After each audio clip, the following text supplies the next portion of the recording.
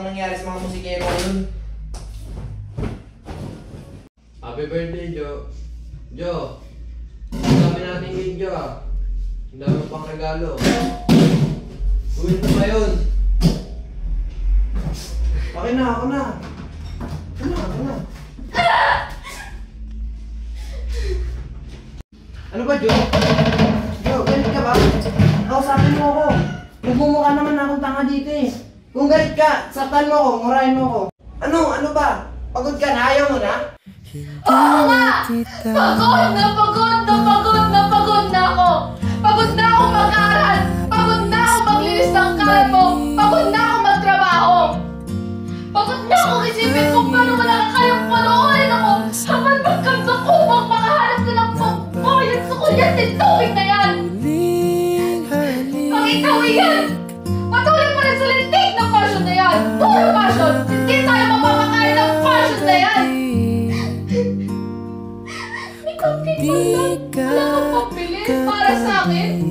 Pero dito meron! Dito lang ang yaman na ito! Puro na lang sarili mo! Puro na lang pagharap mo!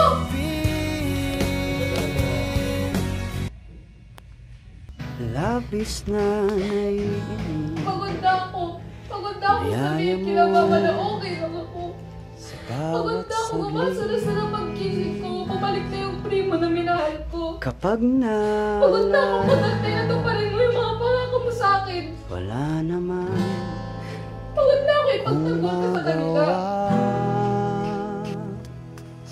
Ano, George?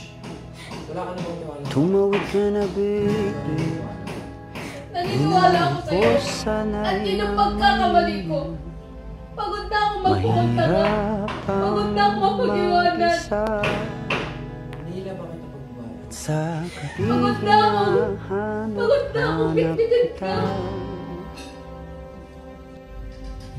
Hanggang kailan ako maghihintay na makasama kang muli sa buhay kong puno ng paghihirap at tanging ikaw lang ang pumapawi sa mga luha at naglalagay ng ngiti sa mga labi. George, Labis na I may not have found the reason to stay, nayaya mo but I found the reason to come back. sa bawat saglit. Mabuti na lang pinakawalan mo. Pero wala din eh. Kapag na Wala rin nangyari. I became no one. wala naman I lost everything. kung magawa. Hindi rin naman ako makauwi kasi Tumawid ka na, baby. wala akong mukhang iharap sa'yo. Di na ako sanay ng Minsan iniisip ko, mahirap what if we had done mag-isa. and rode the tide together? At sa gabi hinahanap-hanap kita. Makarating din kaya tayo kung nasan tayo ngayon. Hanggang kailan ako maghihintay na makasama kang muli sa buhay kong puno ng paghihirap.